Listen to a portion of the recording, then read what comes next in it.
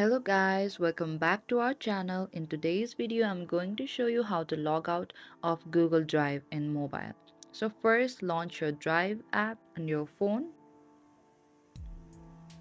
And here we can see we just landed in the Drive homepage. And in the top right corner, there's my profile. Tap on that as well. And on the bottom that says manage accounts on this device, you have to tap on that section.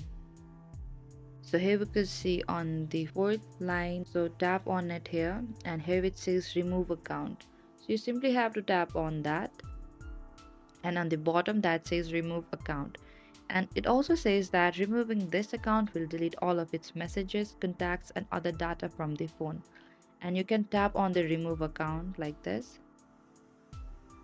And here we can see we just logged out of Google Drive in mobile.